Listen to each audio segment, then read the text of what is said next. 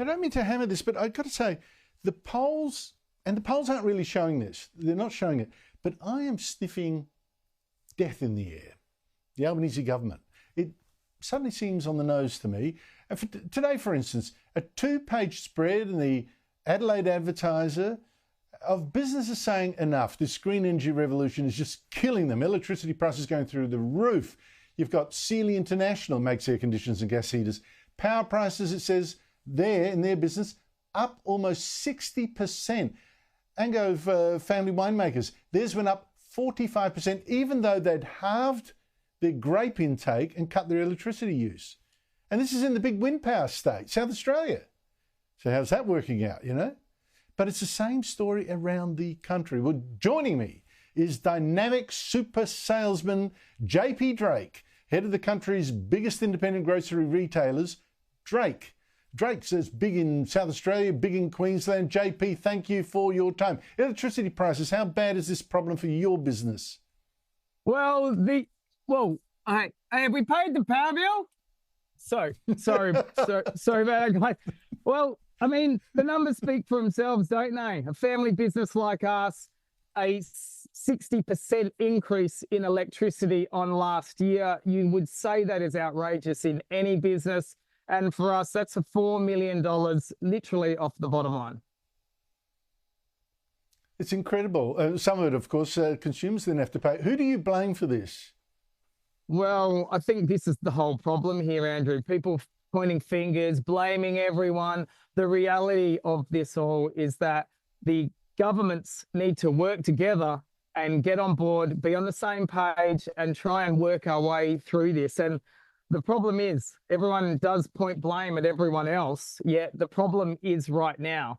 And this problem probably started around 1999 when we got rid of all of and made it all privatized. But now we're in this situation, you know, the rush to be green. All of a sudden, everyone wants to be so green in such a hurry that they've forgot about the people that are actually paying these bills. And that's who it's affecting most. The punters of Australia is who it's affecting most.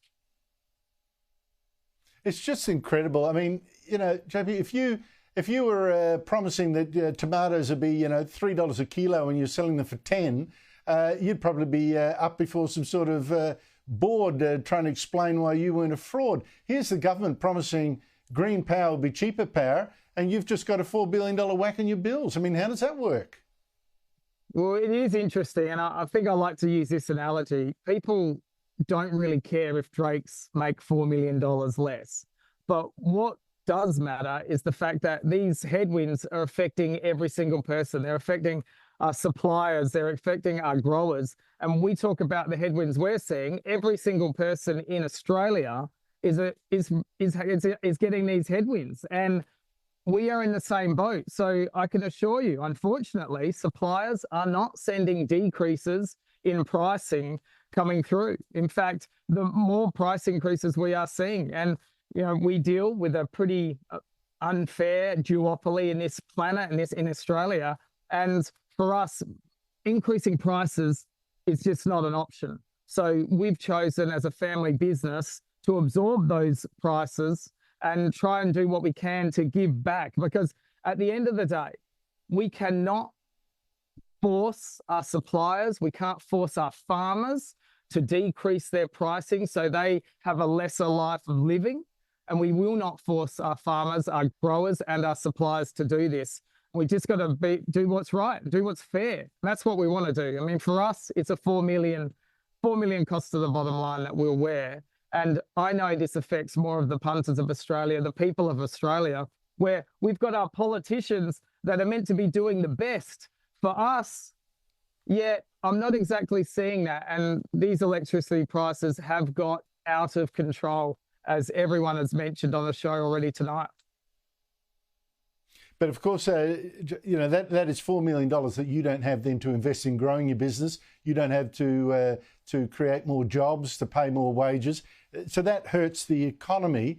Other companies, of course, they have to pass on, or they do pass on, which means you have got people that are not only paying their own higher power prices at home, they have to cop it in the prices they pay for almost everything they buy. So, JP, when you actually see the growth figures today, so weak, and that's in part because of, interest rates trying to knock down inflation. I guess you weren't surprised in the slightest. Well, this is no surprises at all to us. And we've seen customers changing their shopping habits. So they are trying different things. So they are trying to get more value in their basket, which we're definitely seeing. And that does mean buying more specials, being more price conscious of the products that are coming up on promotion. We're seeing an increase in sales promotion across our business. We're seeing customers lean towards the private label, the control brands that we have out there. We're seeing those grow as well because everyone is trying to get some value for money. And we've been fortunate in the supermarket world because unfortunately there's been cafes and restaurants and clubs where people are not eating out as much. They're choosing to eat at home. And we need to make sure that we are providing the best value that we can, because this is affecting every single person in Australia. And I had a little bit of a dig at South Australia, the wind capital, but the reality is this problem happened a long time ago and we're trying to fix it now. We can't keep throwing money out of it. And I hate to say it, Andrew, I think the horse may have bolted on this one and we need some real smart thinking to move forward. You didn't hate saying that at all. JP Drake, thank you so much indeed for your time. Really appreciate it. Good stuff. Thank you very much.